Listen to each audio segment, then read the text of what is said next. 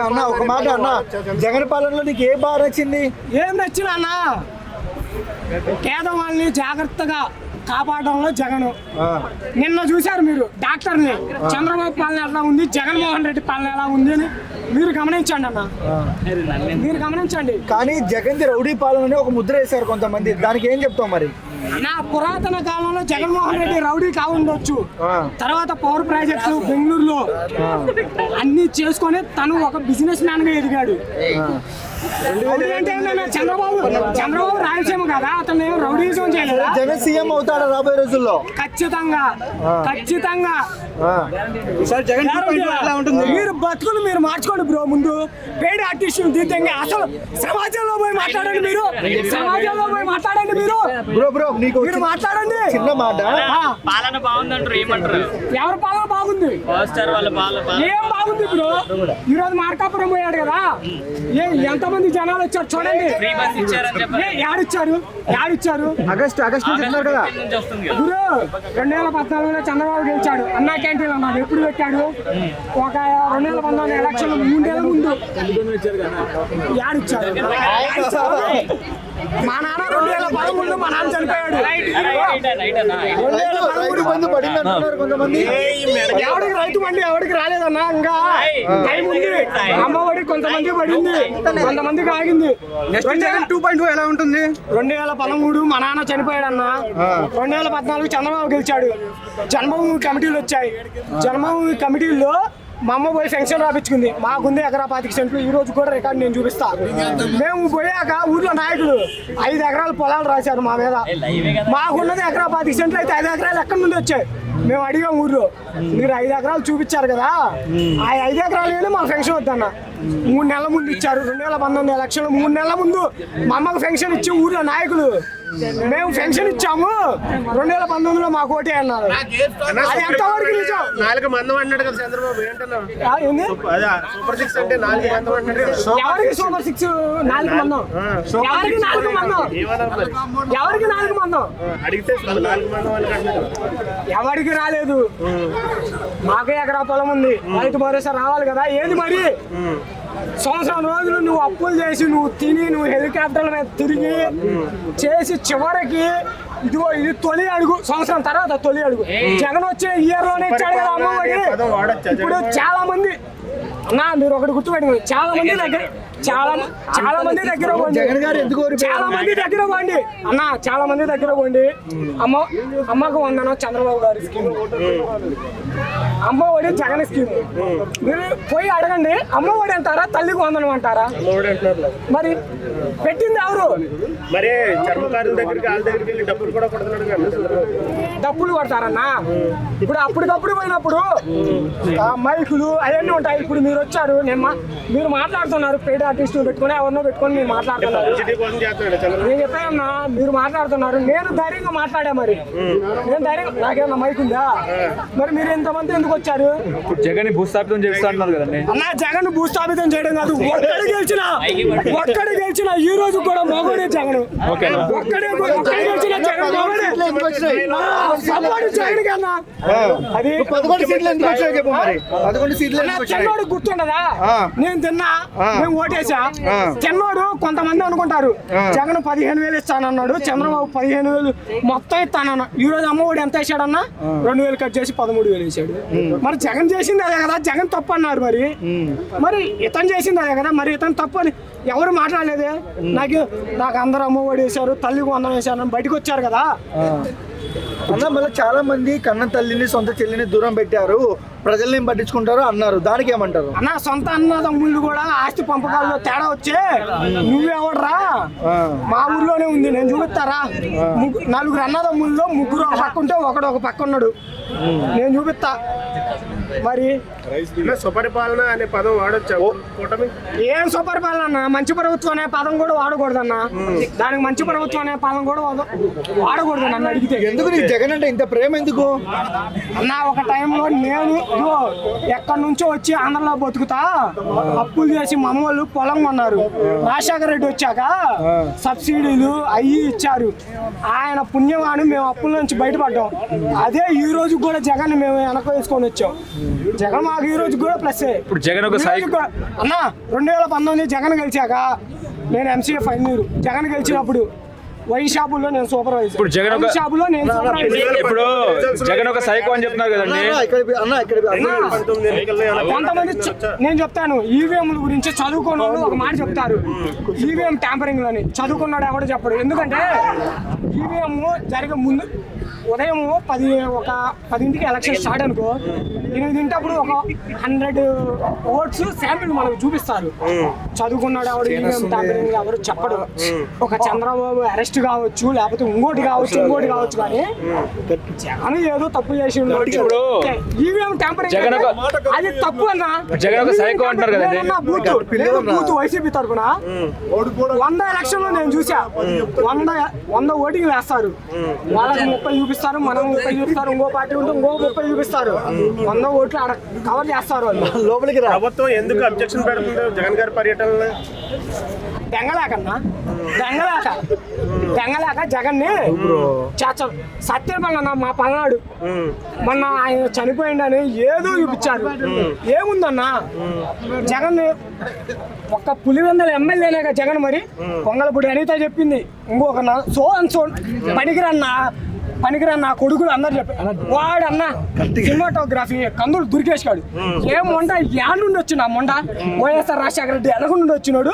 మొన్న జనసేన సభలో కూర్చొని నువ్వు రాజశేఖర రెడ్డి కొడుకు కాబట్టి పవన్ కళ్యాణ్ కూడా చిరంజీవి తమ్ముడే, చంద్రబాబు ఎన్టీఆర్ అల్లుడే.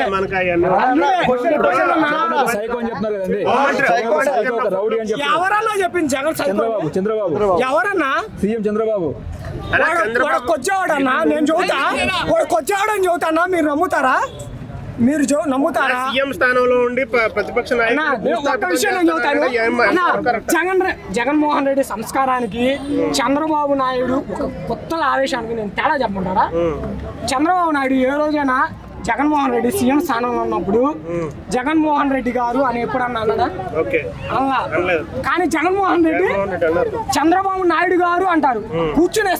కుర్చీకి ఇచ్చే విలువ అన్నది చంద్రబాబు గాని పవన్ కళ్యాణ్. నేను చెప్తాను పవన్ కళ్యాణ్ కూడా జగన్ రెడ్డి అంటాడు. పూర్తి పేరు లేదా? నువ్వేనా బొడ్డు కోసి పెట్టివా?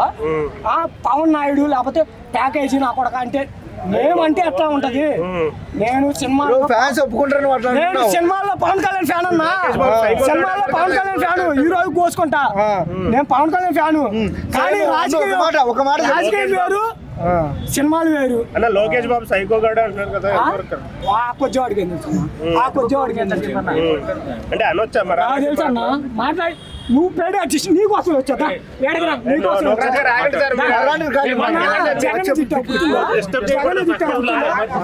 ఏం విమర్శించావు? హరిహర వీరమల్లు టీజర్ నీకేం నచ్చింది? నువ్వు ఎంత చెప్పావు ఎవడు? కొత్త జగన్మోహన్ రెడ్డి నువ్వేమన్నా చెప్పు. నీకోసమే ఈ రోజు వచ్చింది. నేను నీకోసమే ఈ రోజు వచ్చా. చెప్పు మాట్లాడు. వాగుతున్నావు కదా నువ్వు చెప్పాడా? అవుడు నువ్వు మాట్లాడేదా?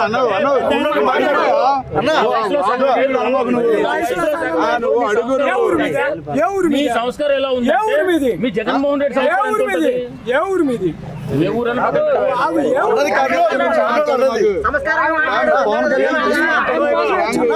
నమస్కారం అండి. సంవత్సర పరిపాలన అవుతుంది. ఒక పక్కేమో కూటమి ప్రభుత్వం ఏమో సుపరిపాలన తొలి అడుగు అని ఇంటింటికి వస్తామంటున్నారు. గడపకి వచ్చి ఎలా ఉందని అడుగుతామంటున్నారు. మాజీ ప్రభుత్వాలు కూడా 3వ తారీఖు నుంచి తిరుగుతున్నాయి. మరి ఎలా ఉంది? ఎవరన్నా వచ్చారు? అసలు నాకైతే కరెంట్ బిల్ అంటే అది మీటర్ ఏదో మార్చుకోమంటున్నారు. 2500 కట్టమన్నారు. కరెంట్ బిల్ కట్టినప్పుడు నేను ఎందుకు మీటర్ మార్చుకోవాలి? వాళ్ళకు ప్రాబ్లం ఉన్నప్పుడు వాళ్ళు మార్చుకోవాలి. కానీ మమ్మల్ని అడుగుమంటున్నారు వాళ్ళు. లేకపోతే 5000 కట్టాలంటారు. నేను కట్టడం ఇష్టం వచ్చింది చేసుకున్నాను అన్న.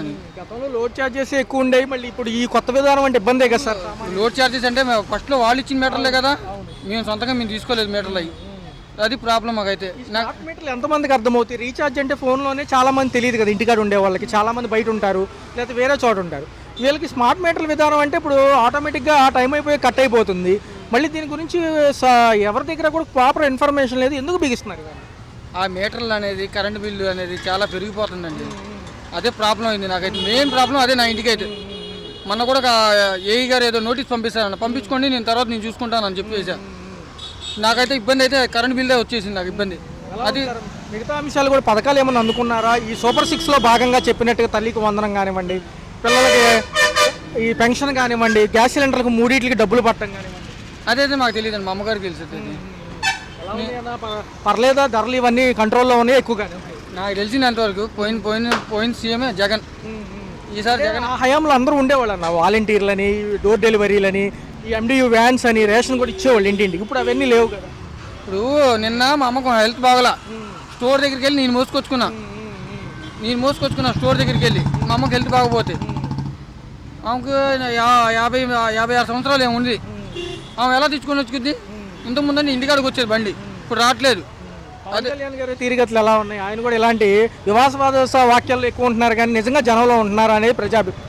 ఆయనకి పక్క రాష్ట్రం మీద వెళ్తున్నారండి, తమిళనాడులో వెళ్తున్నారు ఆయన. తమిళనాడు ఎలక్షన్స్ ఉన్నాయి కదా, తమిళనాడు అక్కడికి వెళ్తున్నారు. ఖచ్చితంగా మాట్లాడటంతో కేసులు కూడా ఫైల్ అయిపోయినాయి కదా, కేసులు కూడా అయిపోయింది పవన్ కళ్యాణ్ మీద. అది అంటే ఇక్కడ ఫోకస్ ఎక్కువ చేయొచ్చు కదా కొంచెం. ఇక్కడ చేయరండి, సొంత పిఠాపురం వెళ్ళామని చెప్పండి ముందు. వంశీ గారు బయటకు వచ్చారు, వల్లభనేని వంశీ గారు, పక్క నియోజకవర్గం చూసుకుంటే గన్నవరం.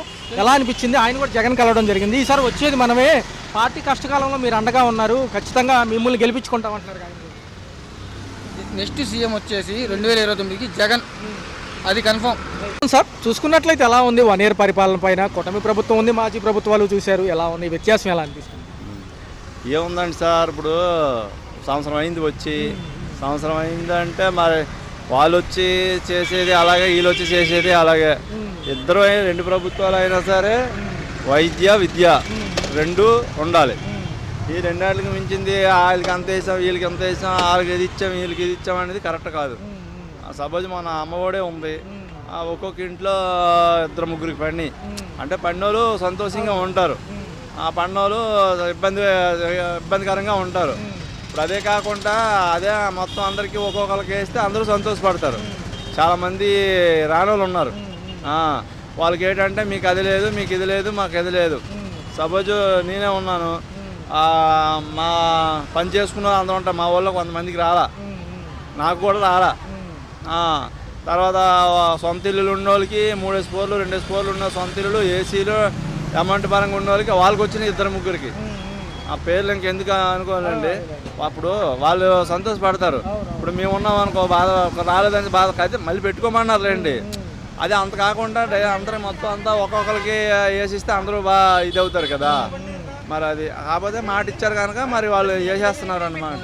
వేసిస్తే మరి ఇబ్బందిపరంగా ప్రభుత్వాలు ఇబ్బంది పడితే డబ్బులు ఖర్చు పెట్టి జనాలే సోమరపోతులు చేయడం కన్నా అదేదో అభివృద్ధి కన్నా చేస్తే బాగుంటుంది.